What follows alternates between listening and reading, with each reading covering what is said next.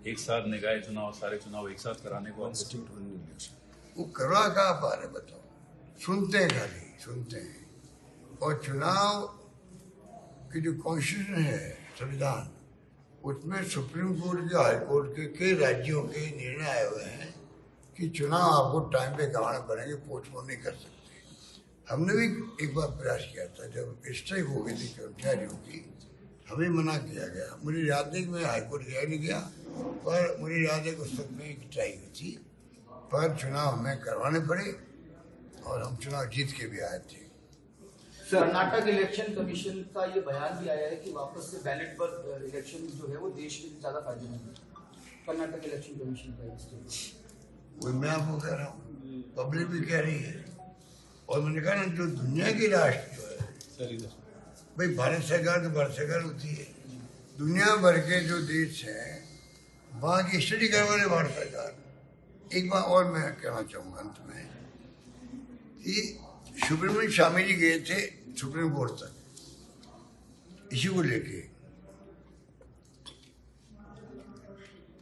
तो सुब्रमण्यम स्वामी जी गए थे सुप्रीम कोर्ट तक, लड़ते लड़ते लड़ते लड़ते, तो सुप्रीम कोर्ट ने कहा, उनका चाल ही तो टेम्परिंग होती है, ठीक चाल होगा, क्या तक मैं समझता हूँ, ईवीएम में टेम्परिंग होती है, छेड़छाड़ होती है। जब वो गए सुप्रीम कोर्ट में, तो सुप्रीम कोर्ट ने नया निर्णय दे दिया, आप इस ईवीएम के साथ में वीवीपैट लगाओ, जो वोट मालूम है किसी को वोट दे, आप देख सको, फिर वो वोट कट के चला जाएगा। मेरा मानना है सुप्रीम कोर्ट इसका मतलब कन्विंस हो गया होगा कि टेम्परिंग की संभावना मशीनों में है, ईवीएम में, तभी उसने कहा होगा कि आप वीवीपैट लगाओ। वरना क्यों कहता वो 15-20 हज़ार करोड़ रुपये खर्च हुए। वीवीपैट लगाने के बाद में शिकायतें बनी रही लोगों की, आप वोटों गिनो, पर्चियाँ गिनो, कई बातें होती रहती है। तो देश में जब आपका लोकतंत्र, जो दुनिया का सबसे मजबूत लोकतंत्र हमारा है, सबसे बड़ा लोकतंत्र हमारा है, तो हमारी सरकार की नैतिक जिम्मेदारी बनती है, नैतिक जिम्मेदारी, कि ईवीएम में कितनी खराबी है, टेम्परिंग हो सकती है, नहीं हो सकती, वो एक तरफ बात हो जाती है। पब्लिक में अगर ये कंफ्यूजन है, तो डेमोक्रेसी में सबसे बड़ा काम है पब्लिक का विश्वास रहना चाहिए कायम। उसके लिए आप करवा लीजिए बैलेट पेपर रिपोर्ट, क्या दिक्कत है आपको? सर एक सवाल है, एक साथ निकाय चुनाव, सारे चुनाव एक साथ कराने को वो करवा कहाँ पा रहे बताओ। सुनते हैं, खाली सुनते हैं। और चुनाव की जो कॉन्स्टिट्यूशन है, संविधान, उसमें सुप्रीम कोर्ट के, हाई कोर्ट के कई राज्यों के निर्णय आए हुए हैं कि चुनाव आपको टाइम पे कराने पड़ेंगे, पोस्टपोन नहीं कर सकते। हमने भी एक बार प्रयास किया था जब स्ट्राइक हो गई थी कर्मचारियों की, हमें मना किया गया। मुझे याद नहीं कि मैं हाईकोर्ट गया नहीं गया, पर मुझे याद है कि उस वक्त में एक स्ट्राइक हुई थी, पर चुनाव हमें करवाने पड़े और हम चुनाव जीत के भी आए थे। कर्नाटक इलेक्शन कमीशन का ये बयान भी आया है कि वापस से बैलेट पर इलेक्शन जो है वो देश के लिए ज्यादा फायदेमंद है। कर्नाटक इलेक्शन कमीशन का वही मैं आपको कह रहा हूँ, पब्लिक भी कह रही है।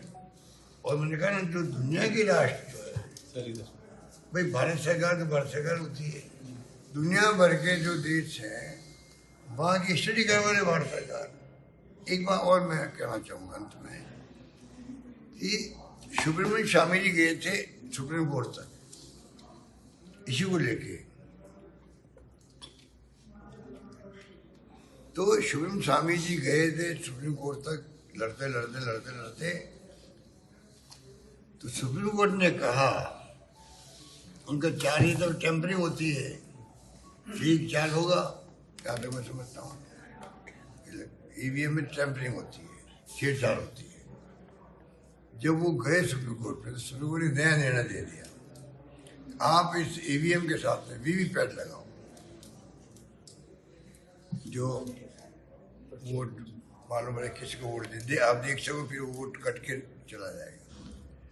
मेरा मानना है सुप्रीम कोर्ट इसका मतलब कन्विंस हो गया होगा कि टेम्परिंग की संभावना मशीनों में है, ईवीएम में, तभी उसने कहा होगा कि आप वीवीपैट लगाओ। वरना क्यों कहता वो 15-20 हज़ार करोड़ रुपये खर्च हुए। वीवीपैट लगाने के बाद में शिकायतें बनी रही लोगों की, आप वोटों गिनो, पर्चियाँ गिनो, कई बातें होती रहती है। तो देश में जब आपका लोकतंत्र, जो दुनिया का सबसे मजबूत लोकतंत्र हमारा है, सबसे बड़ा लोकतंत्र हमारा है, तो हमारी सरकार की नैतिक जिम्मेदारी बनती है, नैतिक जिम्मेदारी कि ईवीएम में कितनी खराबी है, टैम्परिंग हो सकती है, नहीं हो सकती, वो एक तरफ बात हो जाती है। पब्लिक में अगर ये कंफ्यूजन है तो डेमोक्रेसी में सबसे बड़ा काम है पब्लिक का विश्वास रहना चाहिए कायम। उसके लिए आप करवा लीजिए बैलेट पेपर रिपोर्ट, क्या दिक्कत है आपको? सर एक सवाल है। तो अभी मजा आता अगर वसुंधरा राजे वापस मुख्यमंत्री बनती अभी पहले की तरह, तो मजा आता संघर्ष करने का। वो तो उनको मौका दे नहीं रहे उनकी पार्टी वाले। हमें इस बात का दुख भी है कि वसुंधरा जी अनुभवी है, उनको मौका क्यों नहीं मिल रहा है? मिलना चाहिए था आपके हिसाब से। मेरे हिसाब से तो मतलब नेचुरल चॉइस तो उनकी वसुंधरा जी होनी चाहिए थी, नेचुरल चॉइस। जी, अब वो नहीं तो मैं क्या कर सकता हूँ? उसका नुकसान कहीं ना कहीं जनता को हो रहा है, आपको लगता अब वो तो आप खुद को पूछ दीजिए वसुंधरा जी को। है? ठीक है। बात है दिल्ली की बात। दिल्ली में जो राहुल जी ने वोट चोरी की बात करी है, ये बहुत खतरनाक बात है। अगर मान लो चुनाव आयोग जो है, चुनाव आयोग का जो रवैया है, ऐसा मैंने आज तक नहीं देखा। आरोप तो आप जानते हैं, आप सब मीडिया वाले हैं, आरोप हमेशा लगाए जाते हैं, चाहे वो कलेक्टर हो, जिला प्रशासन हो, चाहे वो चीफ सेक्रेटरी हो, चाहे मुख्यमंत्री हो, विपक्ष आरोप लगाता है।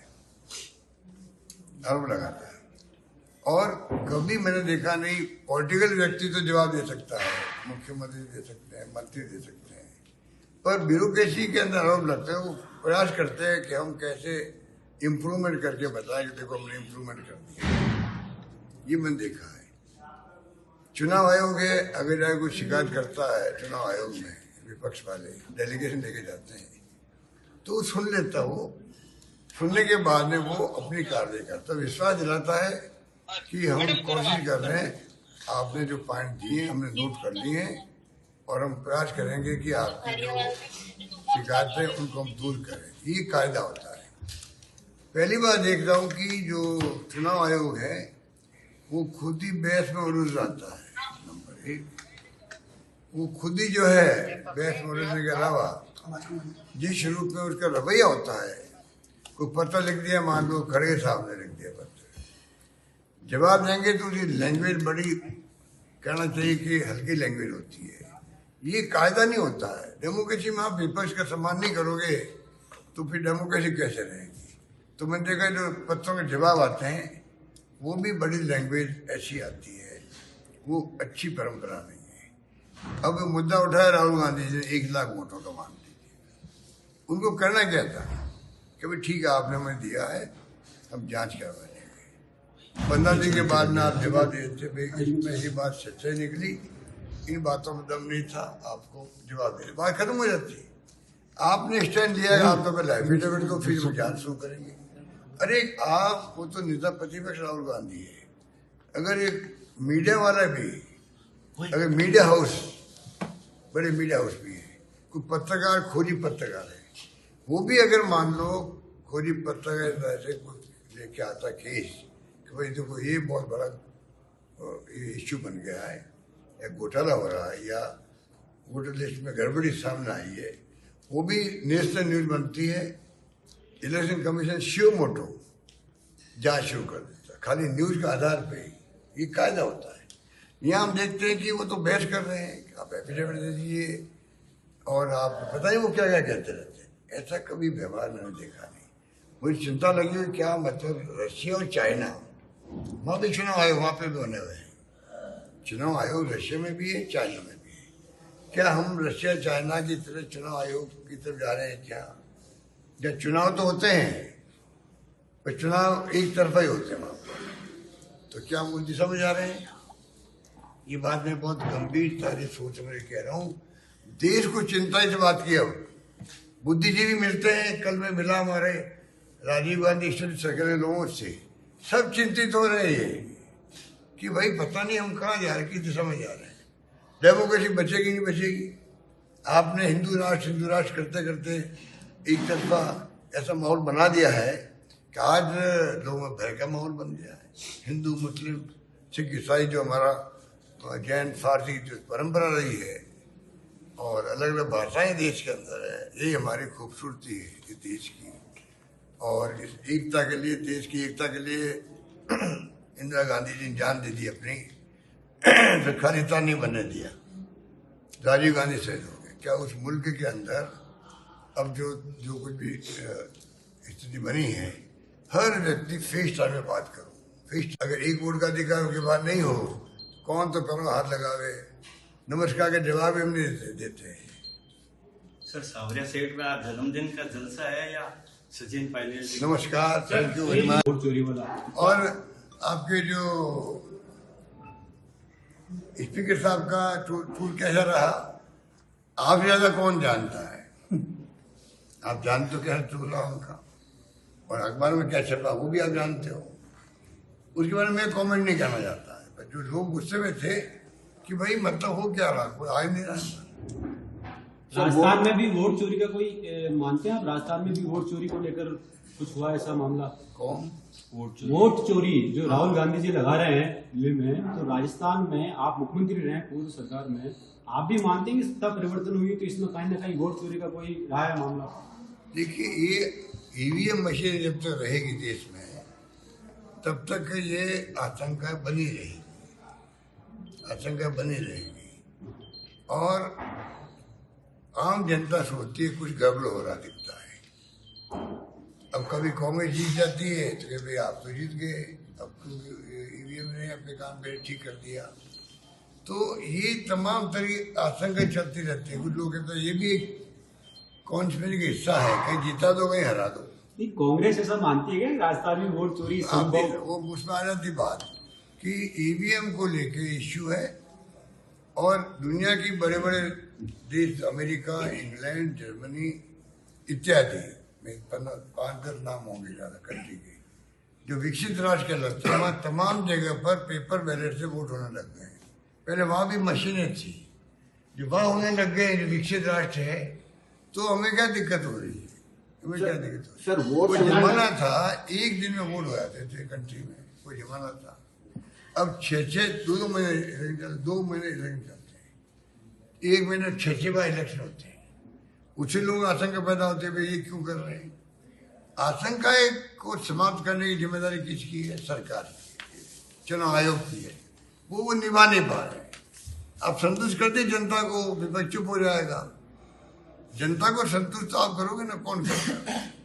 सर, इलेक्शन बहुत ही अलग ढंग का नजारा था।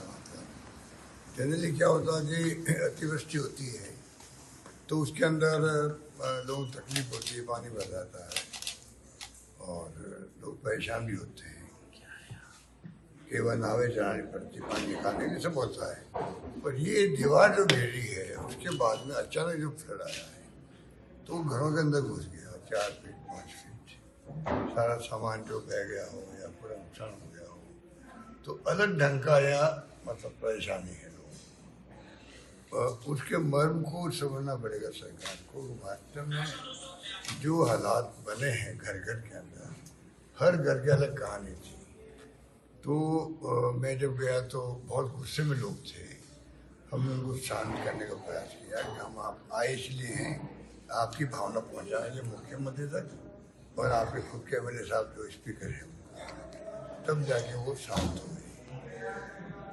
और फिर मैंने वहाँ पे वो होमगार्ड वालों का था माइक, उसको लेके फिर मैंने उनको ढंग से समझने का प्रयास किया। तब उन्हें तसल्ली हुई कि हमारी बात पहुंच जाएगी। इमीडिएटली वहाँ से आने के बाद मैंने मुख्यमंत्री जी से और स्पीकर साहब से बात करी और कलेक्टर से बात भी करी। तीनों ने कहा नहीं, हमने सब व्यवस्था कर रखी है और सर्वे भी हमारा हो गया, सर्वे आ गया है। तो मैंने कलेक्टर को कहा कि सर्वे आ तो गया होगा, पर आप ये देखें कि सर्वे किस प्रकार का आया है। केवल नीचे स्तर पर रूटीन के सर्वे हो जाते हैं, क्योंकि जिस प्रकार के हालात है उसमें इतना जल्दी सर्वे होना संभव नहीं है। जो सर्वे इन्होंने किया है वो सुपरवाइज किया है, सुपरवाइज किया। वो जो उसको जाके गहरे में जाना पड़ेगा, तब जाके आप नंबर 1 की सर्वे हो। नंबर 2 मैंने मुख्यमंत्री जी को कहा कि, और मैंने विश्वास दिलाया लोगों को भी, मैं मांग करूंगा कि सर्वे घर घर का होने के बाद में स्पेशल पैकेज घोषित हो सरकार का, तब जाकर के उन घरों तक मदद मिल पाएगी। फिर भी पूरी मदद नहीं मिल पाएगी, हम जानते हैं, पर कम से कम तसल्ली हो जाएगी भाई ठीक है मुझे कुछ मिला है। तो ये मैंने तीनों को भावना पहुंचाई मेरी। मैंने कोई आरोप नहीं लगाया, ना मुख्यमंत्री पर, ना स्पीकर पर, किसी पे लगाना, ना जिला प्रशासन पर। आरोप की राजनीति मैंने नहीं करी, क्योंकि स्थिति ऐसी है, पहले इनको कम से कम राहत तो मिले, और राहत 2 तरह से। एक तो इमीडिएट राहत, जो मतलब वहाँ टायर टूटे पड़े हैं, मान लीजिए दीवार गिर सकती है किसी घरों की, मान लीजिए ऐसी ऐसी लोगों ने बताया मेरे को, साहब ये तो कम से कम ठीक करवाओ। आप आए तो लाइट आ गई, बाकी तो हमारी प्रॉब्लम है। तो एक तो इमीडिएटली उनको राहत मिले, रहने लायक बन जाए। अभी बरसात अभी तक चल रही है, तो पूरे घर में वही पहले माहौल बरसात का, कोई पानी बिखरा हुआ, कहाँ सोए, कहाँ खाना पकाए, कोई पता नहीं। कुछ पैकेट धर्मेंद्र राठौर साहब और जो जिला कांग्रेस वाले लोग हमारे हैं, ये पहुंचा रहे हैं। डीएम ने मुझे कहा कि हम लोग पैकेट पहुंचा रहे हैं, तो मैंने कहा और संख्या बढ़ा दो उसकी, लोगों को भी पूरी राहत मिले। ये मैंने बात की है। ये तो बात रही है आपके अजमेर की। राजस्थान में बीकानेर डिवीजन गया, जोधपुर डिवीजन गया हूँ, और मैं आपके अजमेर डिवीजन आया हूँ। भरतपुर भी गया मैं, करौली भी गया मैं। तो कहने मतलब मैं कई जगह गया हूँ, और जयपुर में हम लोग है ही हैं, हजारों लोग मिलना आ रहे हैं बाहर से। सब जगह वॉइस ये निकलती है कि सरकार नाम की चीज नहीं है। हम किसको जगह शिकायत करें, करप्शन भयंकर बढ़ गया है नीचे स्तर पर। लोग बहुत दुखी हैं, और अपनी सरकार की तारीफ कर रहे हैं या हमारे कामों को याद कर रहे हैं, कहूँगा तो इनको तकलीफ ज़्यादा होगी, मुख्यमंत्री जी को और सरकार में बैठे हुए लोगों को। मैंने उनको आगाह किया कि जितनी ज़्यादा आपकी आलोचना होगी, जितना ज़्यादा विपक्ष मजबूत होगा, उतनी अच्छी गवर्नेंस होगी। गवर्नेंस खाली एक मुख्यमंत्री अकेला नहीं करता है।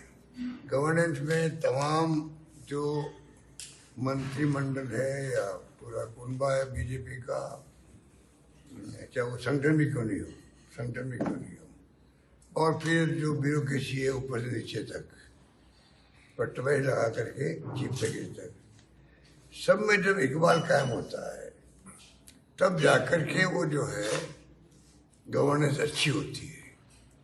अगर आलोचना कोई करता है, एक तो आप फिजूल की आलोचना कर दो बिना कुछ तथ्यों के, बिना तर्क के, तब तो क्या होता है जी, वो माना जाती है हमें बदनाम करने की साजिश हो रही है, तब माना जाता है। उस पर हमारा विश्वास नहीं है। हमारा विश्वास है कि वास्तव में स्थिति जो है, वो अगर हम नहीं बताएंगे सरकार को, मुख्यमंत्री जी को, तो हम अपना जो कर्तव्य है वो पूरा नहीं करेंगे। क्योंकि विपक्ष में आज हम लोग हैं, तो विपक्ष का धर्म अलग होता है कि कम से कम हकीकत क्या है वो ध्यान में लाया जाए सरकार की, जिससे कि सरकार सुधार कर सके, फीडबैक मिल सके, और वो आदेश जारी कर सके, और वो गवर्नेंस अच्छी दे सके। तो पब्लिक इंटरेस्ट में जितनी ज़्यादा आलोचना होती है, मान लो तथ्यों के साथ में, उतनी अच्छी गवर्नेंस होगी, तो फायदा किसको मिलेगा? पब्लिक को मिलेगा।